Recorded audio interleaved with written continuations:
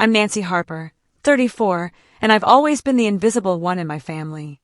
Last Wednesday, I was scrolling through Instagram when I saw a post about my sister's engagement party. My heart sank. I wasn't invited. I called my parents expecting an explanation, but my dad just said, "It's just a get-together, honey." A get-together. My entire family was there. Parents, cousins, but not me. The sting of being left out hit hard like a punch I didn't see coming. I confronted my sister, but she brushed it off, saying I was too busy anyway. That was it. I couldn't take it anymore. By Friday, I booked a flight to Aspen, Colorado, craving escape. I posted a photo of the Rockies on Instagram, knowing they'd see it. Hours later, my phone wouldn't stop buzzing. Missed calls, texts, panic from everyone. They realized I was gone, but I wasn't ready to talk. What happened next changed everything, and I'll never see my family the same way again. Stick around to find out why. Have you ever been left out by your family? Drop your story in the comments, and hit that subscribe button to see how I took back control. Growing up in Lincoln, Nebraska, I was always on the sidelines of my family. I'm Nancy Harper and my sister, Ellen Harper. 5 years younger was my parents' everything. My parents, Lawrence and Shirley Harper, made their favoritism clear. When I was 10, I won a math competition, my first trophy gleaming in my hands. I thought Mom and Dad would finally notice me. Mom said, "That's nice," and turned to frame Ellen's finger painting. Dad took Ellen for ice cream, calling her his little artist. I hid my trophy in a drawer, my pride crushed. But Grandpa Milton saw me. He slipped me a worn copy of Charlotte's Web and whispered, "You're sharp, Nancy. Don't let anyone dim your light." His words were my anchor the only time I felt seen. By 16, the pattern was unbreakable. For my birthday, I got a card with $10 inside, while Ellen at 11 got a new bike with a shiny bow.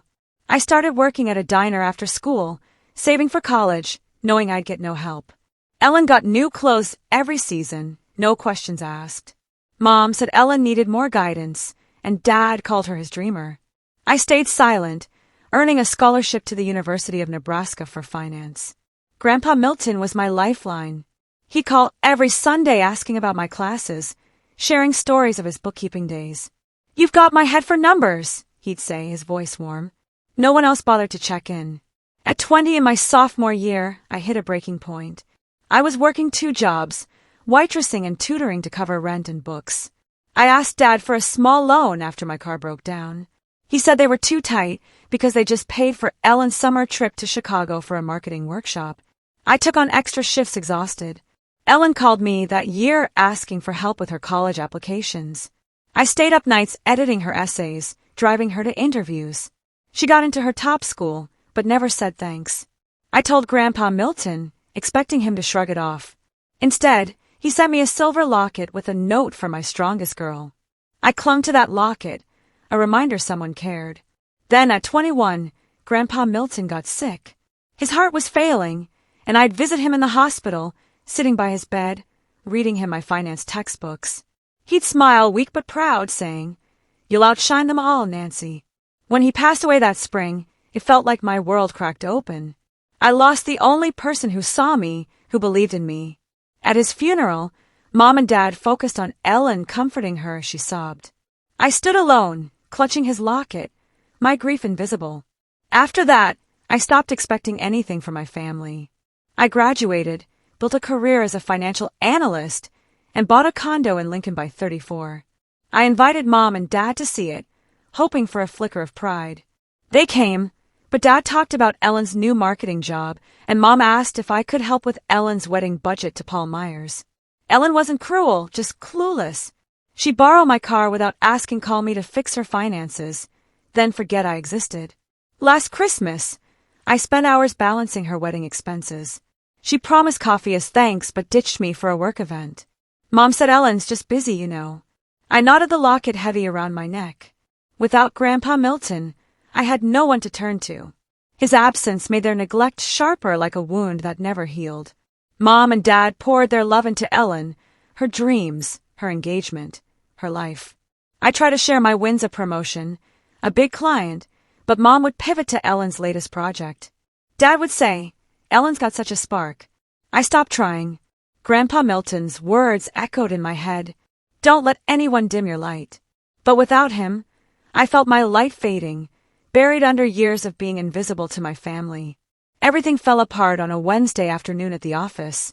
I was on a break scrolling through Instagram when a post from my cousin Bonnie Harper stopped me cold. It showed a backyard lit with fairy lights, champagne glasses raised, and my sister beaming beside Paul Myers, her fiancé. The caption read, "To Ellen and Paul's engagement, best night ever." My heart sank. I wasn't invited. My family, mom, dad, cousins, was there celebrating Ellen's moment. The exclusion hit like a blade sharper because Grandpa Milton, the only one who ever saw me, wasn't there to soften it. He'd been gone since I was 21, and their betrayal felt like losing him again. I called my parents, hands shaking. Dad answered with a casual, "Hey, honey." I didn't hold back. Why wasn't I invited to Ellen's engagement party? Silence stretched. Then he chuckled. "It's just a small get-together, Nancy. You're always so busy with work. A small get-together with a caterer and photographer." I pressed voice tight. "You didn't even tell me it was happening." Mom joined on speaker. "We didn't want to bother you, sweetheart." She said, her tone too gentle, like I was overreacting. Their excuses stung worse than the absence. They hadn't forgotten me. They'd chosen to leave me out. I hung up, gripping the locket. Grandpa Milton gave me its cool metal grounding me. I could almost hear him say, "Don't let anyone dim your light." But their dismissal drowned it out. I dialed Ellen next. She answered all cheer. "Nancy, what's up?" I kept it direct. "Why didn't you invite me to your engagement party?" Her tone turned sharp. "Oh, come on, Nancy. Don't make a big deal out of it. It was just a small thing, and you're always swamped with work." I snapped small. "The whole family was there, Ellen. I saw the photos." She sighed exasperated. "You're so dramatic, Nancy. You don't need to be at every event. You're so independent." Independent? I'd spent hours fixing her wedding budget, stayed up late for her calls, and she thought I wouldn't care. I asked if she even wanted me there. "We figured you'd be too busy," she said, dismissive. I ended the call, my chest burning. I thought of Grandpa Milton, how he'd sit with me reading stories, seeing me when no one else did. I sat at my desk, the office noise fading. I reopened Instagram, staring at Bonnie's post. Ellen's smile, Paul's arm around her mom and dad toasting it, was a world I didn't belong to. I remembered Grandpa Milton's laugh, his hand on my shoulder, telling me I was enough. He died when I was 21, leaving me with no one to turn to. I texted Bonnie, desperate for answers. "Why didn't anyone tell me about the party?" Her reply was flippant. "I thought Ellen invited you. It was last minute." The photos screamed planning. I didn't respond. The hurt wasn't just the party. It was every time Mom and Dad chose Ellen. Every time she brushed me off. I'd build a life, my career, my condo, but they never saw it. That Wednesday I hit my limit. I couldn't keep pretending their neglect didn't break me. By Friday, I couldn't take it anymore and booked a trip to Aspen. The sting of Wednesday's discovery, Ellen's engagement party, I wasn't invited to my family's betrayal, drove me to escape Lincoln. I booked a last-minute flight and rented a cabin in the Rockies, craving solitude. I packed light, slipping Grandpa Milton's locket into my pocket, a quiet reminder of his belief in me. His words, "Don't let anyone dim your light," pushed me forward as I boarded the plane. This wasn't about their approval. This was for me. Aspen was crisp and quiet when I arrived Friday night. The cabin sat among pines, its windows framing jagged peaks. I stood on the porch, the silence washing over me. For years I'd carried Mom and Dad's favoritism, Ellen's dismissals, but here I felt a spark of freedom. I could be Nancy Harper, not the sister or daughter they overlooked. On Saturday, I hiked a trail near Maroon Bells, the mountains sharp against the sky. I met Nathan Brooks, a climber with a calm smile sketching by a stream. We talked first about the trails, then about my family's exclusion. "Sounds like you're carrying their weight," he said. "Maybe it's time to let it go." His words echoed Grandpa Milton's advice to live for myself, loosening a knot in my chest. By Monday, I wandered into Aspen's town, browsing a local market alive with the scent of fresh bread. At a diner on Main Street, I met Margaret Olson, the owner, a woman with a warm laugh and steady gaze. I shared my story over coffee, the party, my parents' excuses, Ellen's indifference. Margaret nodded, wiping the counter. I left my family's expectations behind years ago, she said. Built this place instead. Boundaries aren't selfish, they're survival. Her words hit deep, reminding me of Grandpa Milton's lessons about standing tall. I bought a leather journal at a craft fair that afternoon, scribbling thoughts about who I could be without their validation. On Tuesday, I posted a photo of the Rockies at dawn on Instagram, captioned, "Chasing my own light." It was deliberate. I wanted Mom, Dad, Ellen to see I was thriving without them. The next day, my phone buzzed with a notification. Ellen's public post, a photo with Paul Myers captioned, "Family means everything, but some choose to make us look bad with their solo stunts." The words burned. She meant me twisting my trip into an attack. I wanted to call her to demand why she'd paint me as the villain, but I stopped remembering Grandpa Milton's voice urging me to be enough on my own. Her post was her guilt, not my shame. I didn't respond. By Thursday, I was back at Margaret's diner, writing in my journal. She refilled my coffee, smiling. "You look stronger," she said.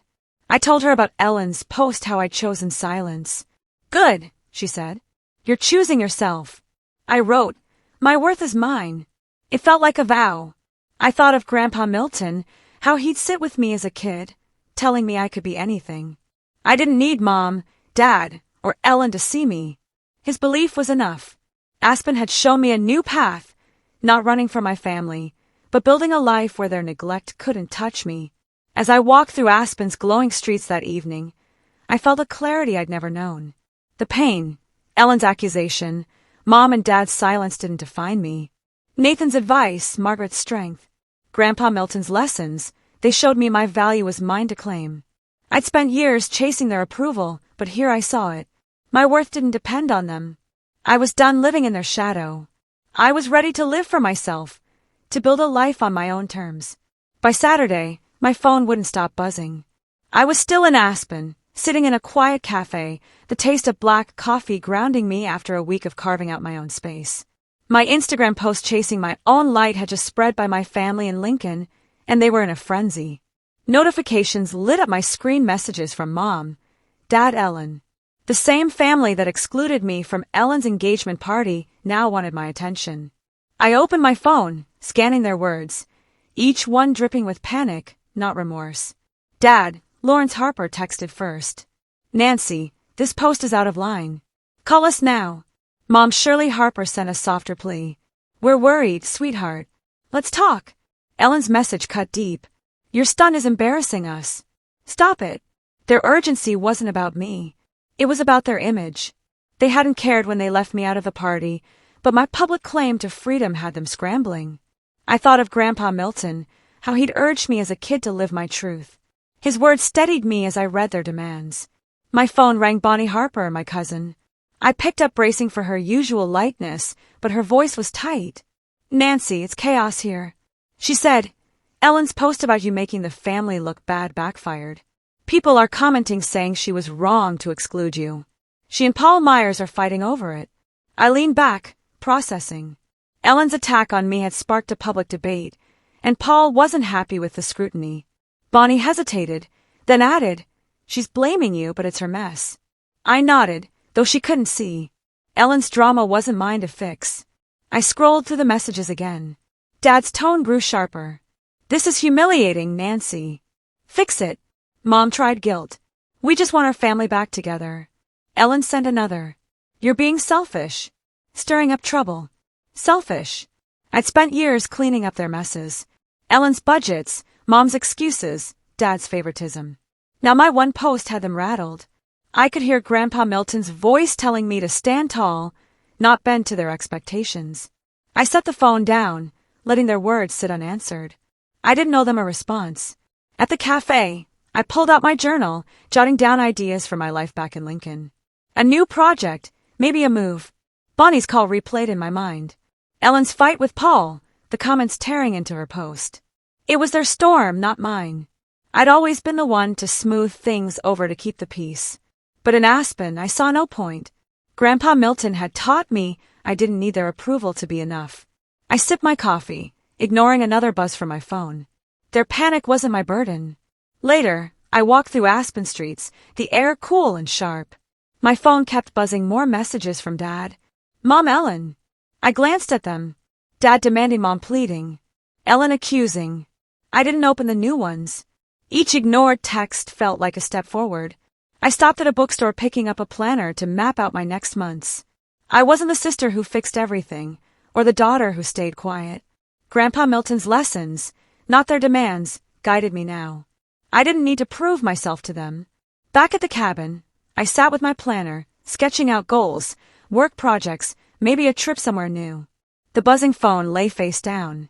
Ellen's accusations, Mom and Dad's pleas, they were noise, not truth. I'd spent too long trying to fit their mold. Bonnie's call had shown me their chaos was self-inflicted. I wrote in my journal, my life, my rules. I wasn't running from them anymore. I silenced my phone and planned my next steps. When I returned to Lincoln, my family was waiting. It was Monday, and I'd just gotten back from Aspen when Mom called, insisting I come to their house. I drove over the streets of Lincoln, feeling narrower, like they were trying to pull me back. I braced myself for their accusations.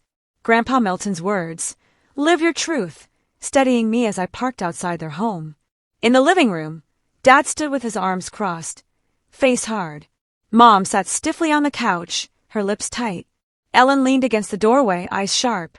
There was no warmth, only blame. Dad spoke first, his voice cutting. Your Instagram post shamed us, Nancy. The whole town's talking. Mom's tone was cold, disappointed. We raised you better than to air family business like this. I gripped my keys. They weren't sorry for leaving me out of Ellen's engagement party. They were angry I'd stepped out of their shadow. Ellen glared, her words sharp. You're so selfish, Nancy. Stirring up drama for attention.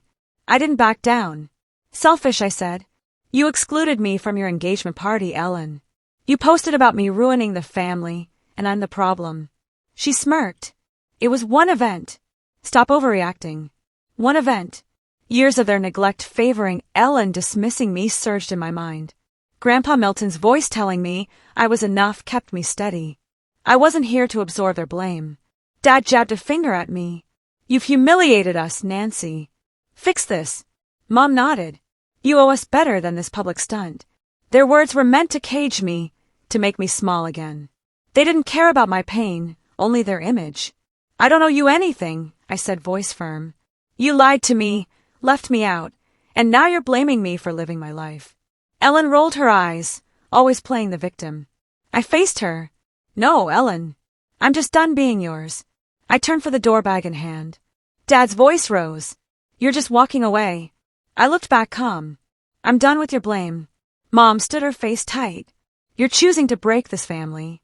But I was choosing myself. Grandpa Milton had taught me to stand tall, not shrink for them. I stepped outside their accusations, fading behind the closed door. I didn't glance back. Back at my condo, I rearranged the living room, new shelves, a rug I'd picked out. My phone buzzed, Ellen's text. You're pathetic. Mom's followed. You've hurt us, Nancy.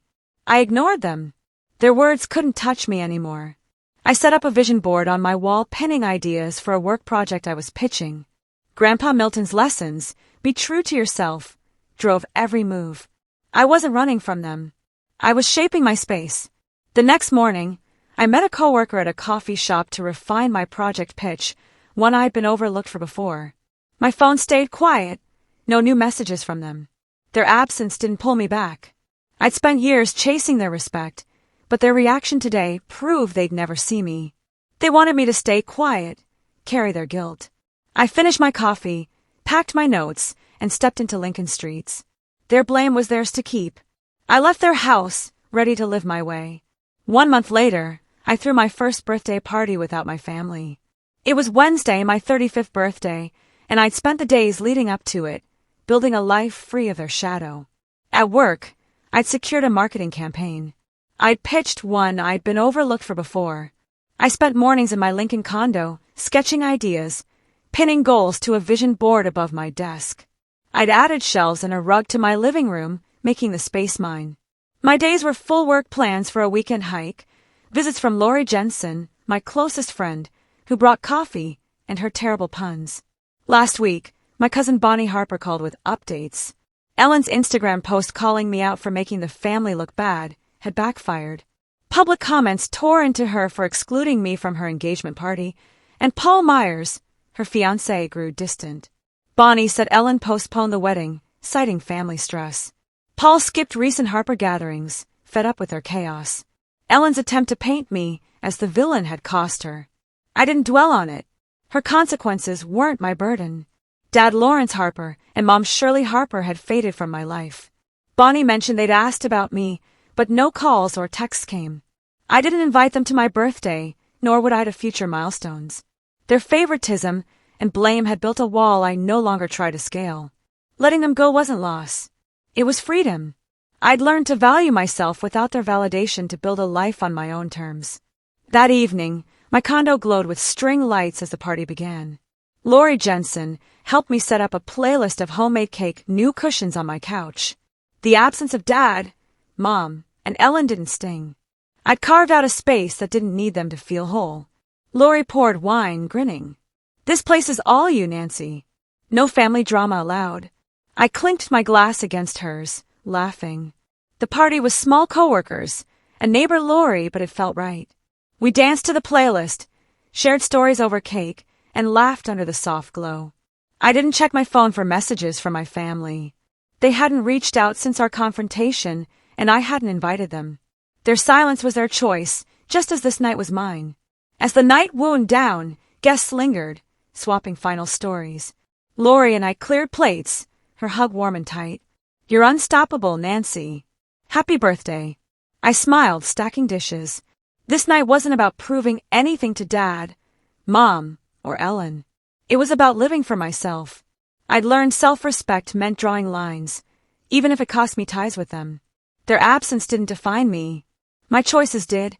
I touched the locket Grandpa Milton gave me, a reminder of my worth. His belief in me anchored my resolve to keep moving forward. After everyone left, I locked up checking my phone. No texts from my family, only birthday wishes from friends. I'd built a life free of their blame. Ellen's postponed wedding. Dad and Mom's isolation. They were reaping what they'd sown. I'd chosen to honor my worth, to walk away. Self-respect wasn't just standing up. It was letting go. I raised a glass alone, my future mine to shape. To everyone who's followed my story, thank you for listening. I've learned that setting boundaries can hurt, but it's how we honor our worth. What's your story? Have you ever chosen yourself over family? Share your thoughts below. I'd love to hear them. And if this resonated, please subscribe to my channel for more. Your support means everything.